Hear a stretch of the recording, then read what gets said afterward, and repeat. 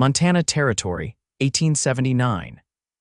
The wind howled through the cottonwoods as the church bell tolled, but not even God could hear the ache in her heart as Susanna Mae Morton stood beside a man she did not love. Her hands were clenched tight under her borrowed veil, fingers cold despite the midsummer heat. The man holding her arm, Lyle Carter, smelled like whiskey and dust. His grip was hard enough to bruise. She did not flinch. She had learned not to. The vows echoed hollow through the small clapboard church. Her father, stern-faced and silent in the front pew, gave a slow nod as the ring slid onto her finger like a shackle. This was the deal.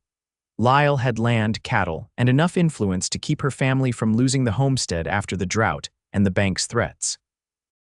Her father had made the choice for her just like every other choice she had never been allowed to make. That night, she sat on the edge of a stiff bed in Lyle's house, a house that was now hers, in name only, and stared out the window as coyotes howled in the distance. She did not cry.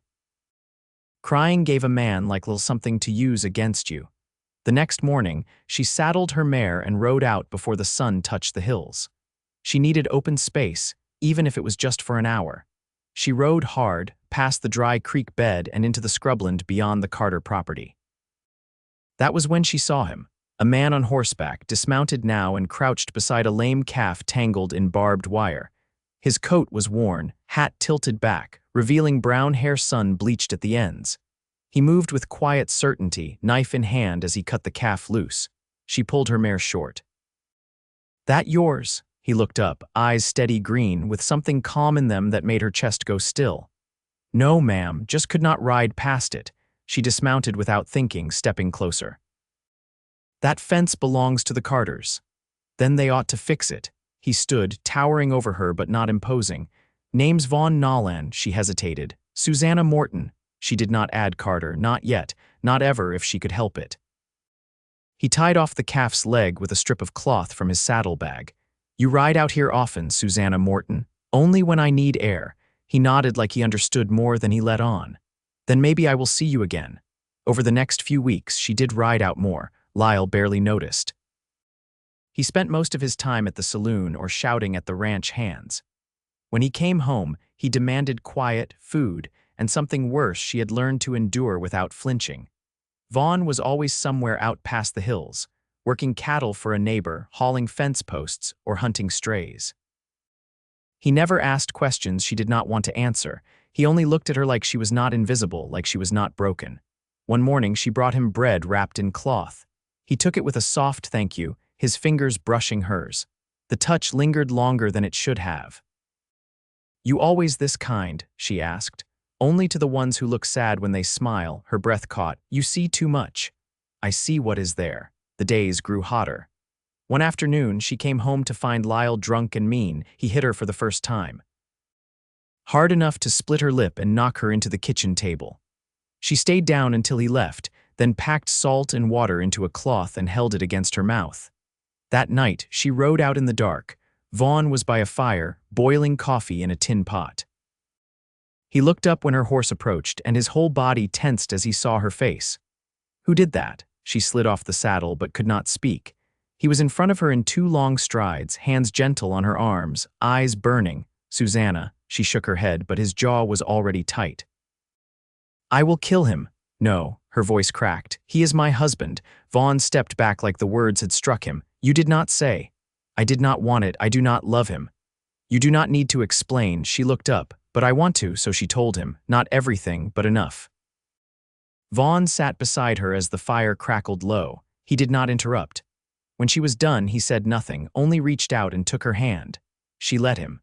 The next week, Lyle went too far. It was over a spilled cup of coffee. He threw the plate, then shoved her hard enough to bruise her ribs. When she tried to stand, he kicked at her side. That night, she did not ride to Vaughn. She walked.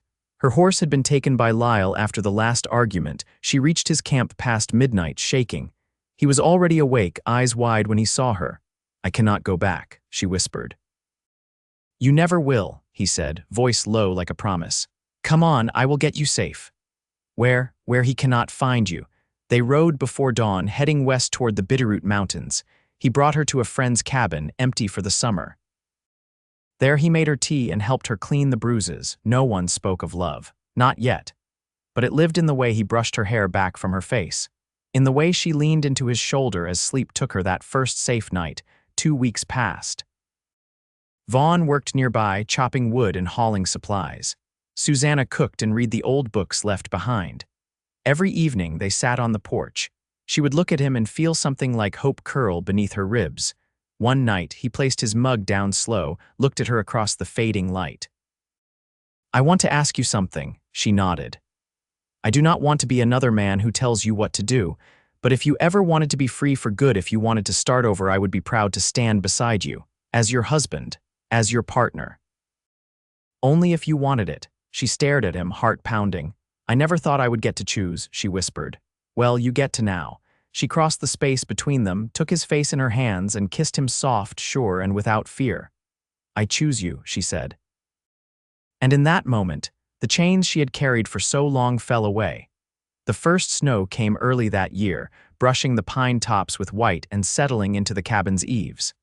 Susanna woke to the smell of wood smoke and the faint creak of floorboards. Vaughn had already hauled in the morning's logs, his coat dusted with frost when he stepped inside. "You sleep all right?" he asked, setting the kindling by the hearth without looking at her too long. She nodded as she pulled her shawl tighter. "Better than I ever used to." He gave a quiet sound she hadn't heard before, something between relief and understanding. Then he went back to building the fire, each movement unhurried, steady. By mid-morning, they walked the tree line, checking the traps Vaughn had laid days earlier. A red fox had been caught and killed clean. He knelt beside it, murmuring something soft under his breath. "Not a prayer, just respect. You always speak to them?" she asked. "When I take something from the land, I reckon it deserves a word." He glanced up. "Used to think it didn't matter. Till I saw what happened when men forgot they were part of it." They skinned the fox together, hands red and raw from the cold. She didn't flinch at the work. He watched her, not with surprise, but a quiet sort of admiration. That night, he brought out a battered fiddle from a trunk she hadn't noticed before. The varnish was worn, bowstrings frayed, but the sound that came from it was tender, low, and full of something she hadn't heard since girlhood. She sat by the fire, hands folded in her lap. "Where'd you learn?" "My mother played. Said music could keep a man whole when words couldn't." Susanna didn't answer, but she turned her face toward the flames so he wouldn't see the way her throat tightened. Later, when the embers dulled and the wind picked up, she reached for his hand beneath the quilt. He didn't squeeze back. He didn't need to. The warmth of his palm was enough. The next day brought news. Vaughn returned from town with a folded letter in his coat pocket. He set it on the table between them, eyes unreadable. "Sheriff says Lyle's been asking around." Susanna's pulse skipped. "Does he know where we are?" "Not yet. But someone saw us riding west. He's got a bounty out, says you're a thief. Claims you ran off with his horse and his wife's jewelry." "I took nothing." "I know." His voice was calm, but his jaw was taut. "Doesn't change the danger." She stared at the letter. "What do we do?" "I've got kin in Deer Lodge. They'll shelter us if we ask. It's 2 days' ride through pass country. Hard trail, but we'll be safe there." She didn't hesitate. "Then we go." They packed light, just what they couldn't bear to leave behind. The fiddle, her mother's brooch, dried venison, and a pouch of coffee. Vaughn saddled the horses while she braided her hair and wrapped her hands in wool. They rode out before dawn, the hills silver with frost and the sky paling to blue. She didn't look back at the cabin, not once.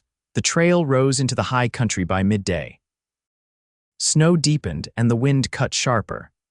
Vaughn rode ahead, breaking a path, his shoulders hunched against the cold.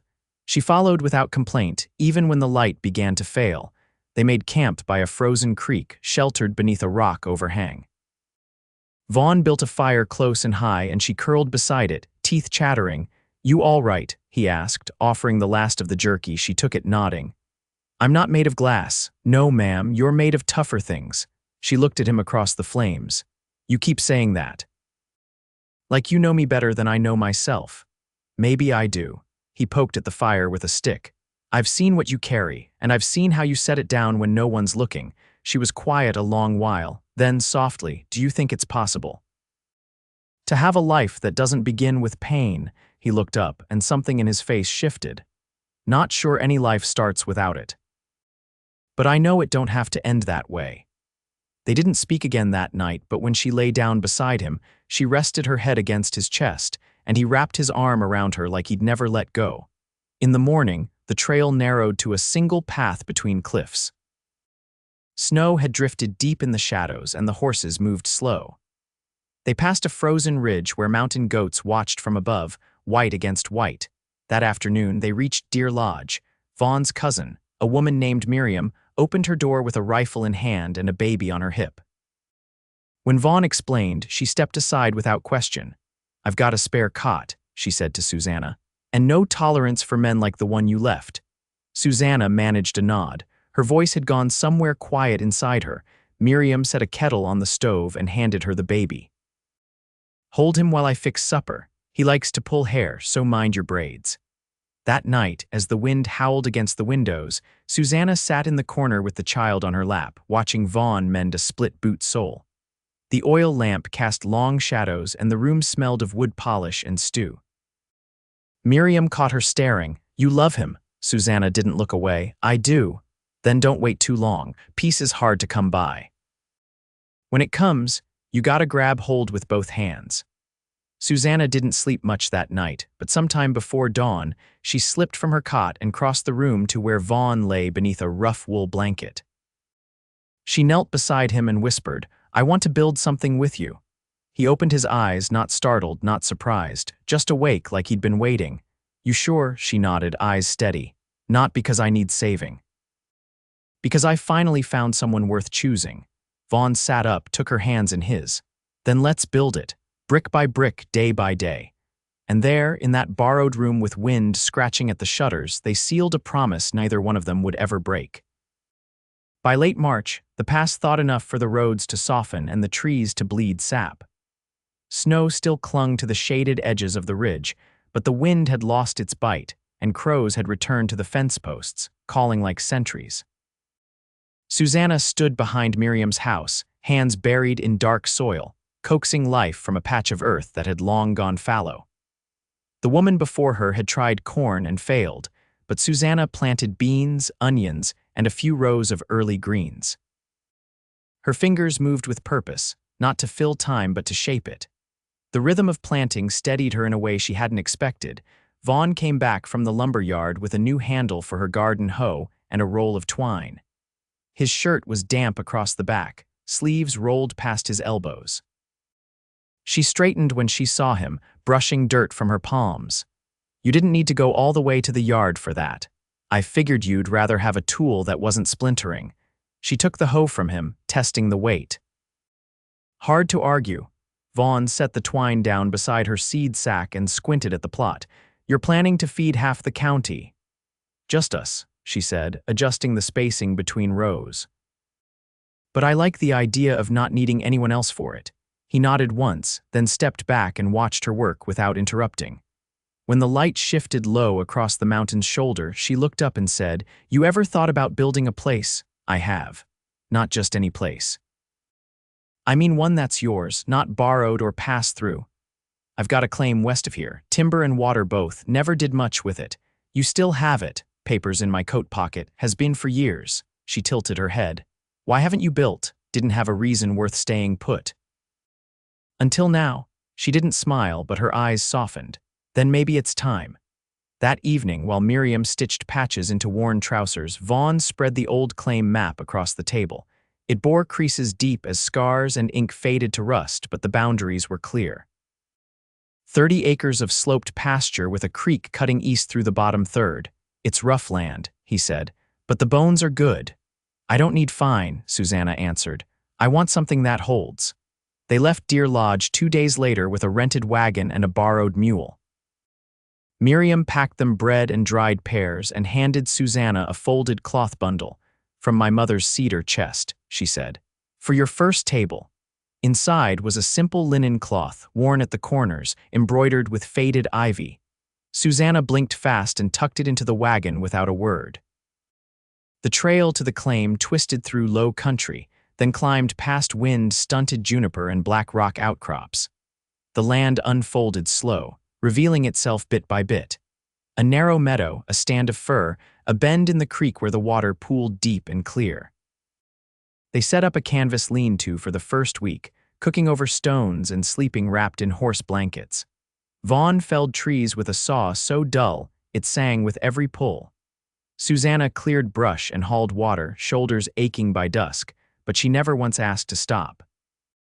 One afternoon, as they peeled bark from lodgepoles, she said, "You think it's strange, starting over this late in the year." "It's not late," he said, wiping sweat from his brow. "It's just finally beginning." By the end of April, they had raised 4 walls and a roofline. The cabin stood rough and square, with gaps still to chink, and a door fashioned from split pine planks. It wasn't beautiful, not yet, but it cast a shadow that hadn't been there before. Inside, Susanna laid the embroidered cloth across the table Vaughn had built from leftover beams. She ran her hand over the stitches. He came in behind her, quiet as always. "Fits just right." "So does this," she said, turning to him. He reached for her hand, then paused. "I keep thinking I'll wake up and find you gone. I've ridden too far for that. I still want to ask." She tucked her fingers into his. "Then ask. Will you marry me proper at the church in town, with your name on the ledger and no shadow behind us?" She didn't hesitate. Yes. They were wed under a sloped timber roof in a whitewashed church that smelled faintly of beeswax and pine. No guests, no music, just the pastor, an old woman with a silver braid, and the sound of rain on the shingles. Afterward, Vaughn didn't speak on the ride home. He only reached across the wagon seat and laced his fingers through hers. That night, they stood in the doorway of their unfinished cabin and listened to the creek run. The mountains held the last of the light, and in the hush between wind and water, Vaughn said, "You gave me something I didn't know I'd been waiting for. You gave me a place where I don't have to be afraid." They stepped inside together. And when they lay down that night, beneath a roof they had raised with bare hands, they did not speak of what had come before. Only of what would grow, between the garden rows and along the beams of the life they had built, side by side.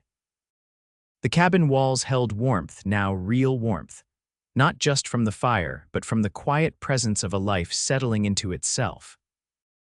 Vaughn had added shelves along the west wall, and Susanna had lined them with jars of dried apples, beans, and the first of the spring sage she'd foraged near the creek bend. A tablecloth rested beneath a small vase of early wildflowers, their petals pale and trembling as if unsure of their place in the world. In town, word had begun to shift. No one came asking anymore. Miriam had sent a letter 2 weeks back, sealed with wax and careful handwriting, saying that Lyle Carter had vanished after a barroom scuffle in Butte. No one knew if he'd crossed into Idaho territory or simply vanished from the trail. There'd been no bounty posted since. Susanna folded the letter without comment and slid it into the bottom of the drawer Vaughn had built for her. She didn't mention it again, and neither did he. The days stretched longer now. Vaughn spent them fencing the north slope, where the pastures would hold their stock by midsummer. He had traded labor for 2 heifers and a pair of chickens with a ranching couple who'd taken to him straight off. Susanna watched the animals from the porch in the evenings, their slow, deliberate movements reminding her how time moved differently when it no longer had to be outrun. One afternoon, she waded into the creek with her skirts hitched at the knees, feeling the cold rush over her ankles. She was digging out river stones for a path to the smokehouse Vaughn had just begun. When she turned, he was leaning on a fence rail, watching her with a look she'd never seen before, like he was memorizing her. "You always stare like that?" she asked, using a flat stone to brush mud from her shin. "Only when I'm trying to understand how something can be real." She waded out, water dripping from her hem. "You think this isn't? I think I spent too long learning not to trust good things." She stepped closer, her hand reaching to rest against the rough wood near his. "Then maybe it's time you unlearned it." He didn't speak, but he took her wrist gently and pressed her fingers to his chest. The steady beat beneath her touch was enough. Later that week, they rode into town together. It was the first time they'd done so since their wedding, and though no one stared, Susanna felt the shift in how folks looked at her. Not with suspicion, not with pity, just simple acknowledgement. She walked into the mercantile beside Vaughn, her hand brushing his coat sleeve as they passed through the doorway. Inside, she traded eggs for flour and lamp oil. Vaughn bartered for nails and a coil of rope. When they stepped back onto the boardwalk, the storekeeper's wife handed Susanna a wrapped paper parcel without explanation. "For the new house," the woman said, then turned away before Susanna could find the words. They waited until the wagon was rolling again before Vaughn spoke. "You all right? Feels strange. Like I'm standing in a version of my life I didn't know could exist." He nodded slowly. "I used to think peace was something you had to take with a fight. And now I think it's something you build." At home, they unwrapped the parcel to find a pair of linen curtains, hand-stitched and edged with blue thread. Susanna held them against the window frame and caught her breath at how they softened the light. That night, she sat at the table mending Vaughn's shirt while he drew up plans for a small barn. He used the edge of the table as a guide, measuring with a length of twine and marking with a stub of charcoal. She watched his hands move sure, deliberate, and felt something settle in her chest. "I used to dread nights," she said suddenly, without looking up. He paused. "And now, I don't anymore." He reached across the table, palm open and waiting. "Come here." She rose and crossed to him, letting his arms fold around her, letting the silence between them speak for all the things that didn't need to be said. In the dark, while the wind curled around the eaves and the fire burned low, they lay side by side. Vaughn's voice was quiet, like the hush between rain and thunder. "You ever think about what you'd name a child?" She turned her face into the crook of his shoulder. "I used to. Then I stopped letting myself. Maybe it's time you started again." She didn't answer, but her fingers found his and she held on. When dawn came, it brought birdsong and the scent of damp earth. Vaughn was already outside, driving fence posts. Susanna watched from the doorway, a blanket around her shoulders. The sky was streaked with pink and the grass shivered under the rising sun. She stepped down into the yard, bare feet brushing the dew. With each step, she pressed her heel into the soil like she belonged there, like she always had. And for the first time in her life, it was true. The rains came steady through May, softening the earth and swelling the creek until it ran high and fast through the pasture. Vaughn spent days cutting a drainage trench along the west slope, while Susanna trimmed the tangled brush beyond the barn. Her hands, calloused now, moved with ease through the work. She no longer measured her strength in silence or endurance, but in what she could make with her own effort. One evening, as clouds rolled in low and thick, Vaughn leaned against the doorframe and watched her comb out her damp hair by lamplight. Outside, the wind stirred the trees in restless sweeps. "You ever miss the place you grew up?" he asked, his voice low. She threaded her fingers through a knot and paused. "Not the place, maybe the idea of it, before I knew better." He crossed the room and sat beside her on the edge of the bed. "I miss mine sometimes, not the people, just the smell of the wheat fields after harvest." The sound of boots on dry boards. She turned to him. "Do you ever want to go back?" He shook his head. "Some things are meant to be left behind, like sheds with rotten beams. They don't hold up the way you remember." She rested her hand against his thigh. "We've got no need to look back." The storm broke soon after, heavy rain drumming the roof until it drowned out all other sound. They sat in the hush between lightning and thunder, wrapped in the warmth of what they'd carved into the world. The next morning, the sky cleared and the creek had receded enough for Vaughn to check the fence line. When he returned, he carried a letter, the envelope damp but unspoiled. "It's from Miriam," he said, handing it to her. Inside was a single page. Her handwriting was hurried but steady. Her husband had returned early from a cattle drive, and with him came news from Butt. Lyle Carter had been arrested in Idaho for fraud and swindling land from a mining company. He'd be serving time in the territorial prison, far from any place that mattered to them now. Susanna folded the paper and set it aside. "I thought I'd feel something. You don't." "No, just like a door closed behind me, quiet and final." Vaughn nodded. "Then let it stay shut." By early June, their smokehouse was finished, and the first round of spring greens had been gathered and pickled. The barn, though small, was sturdy, and the heifers had begun to take to their routines. Susanna spent afternoons carding wool from a neighbor's flock. trading her labor for yard goods and seed potatoes.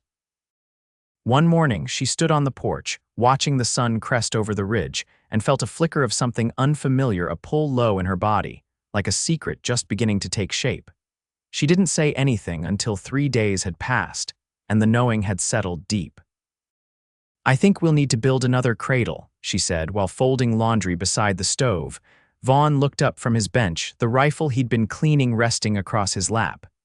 "You sure?" She nodded once. "It's early." "But I'm sure." He set the cloth aside and crossed the room to kneel in front of her, his hands resting against her thighs. "Thank you," he said, voice gone rough, "for this life, for making me part of it." She cupped his face in her hands, thumbs brushing the edges of the stubble on his jaw. "We built it together." They shared the news with Miriam at market the following week. She hugged Susanna tight, then sent her home with a basket of dried herbs and a worn copy of childbed remedies and recipes. The print was smudged, the corners bent, but Susanna tucked it beneath her pillow like a charm. Through summer, they turned their attention to the future. Vaughn added a loft to the cabin, hammering each beam with care. Susanna began stitching a quilt from their old shirts and unused scraps, piecing it together by firelight. Her belly grew rounder with the weeks, and Vaughn took over the heavier chores without fuss. One late August evening, they sat beneath the cottonwood by the creek, its branches heavy with the sound of cicadas. The baby kicked beneath her hand, and Vaughn leaned forward to rest his ear against her belly. "She's strong," he said, smiling without words. "You think it's a girl?" "I do." "Then I hope she's got your steadiness, but not your quiet," he laughed, soft and low. "Why not?" "Because I want her to speak her mind, loud and clear. She'll have her mother's fire." "That's enough for any girl." They stayed out until the stars came and the air turned cool. When they walked back to the cabin, his hand never left hers. Labor came in late October, just as the first frost settled on the pumpkins still ripening by the barn. Miriam arrived before dawn, her hands sure and voice calm. Vaughn kept to the porch, pacing slow and steady, his hat clenched in his hands. When the first cry rose through the door, he dropped to the step and let out a breath he hadn't known he was holding. Miriam emerged a few minutes later, her apron stained and her eyes tired. "She's here," she said, "and she's healthy." Inside, Susanna cradled a swaddled bundle against her chest. The baby's hair was dark and fine, her eyes still clouded, but her grip around Vaughn's finger was fierce. "What shall we call her?" he asked, brushing his knuckle against her cheek. Susanna looked up at him, eyes filled with something too wide for words. "Grace." He nodded once. "Grace Nolan it is."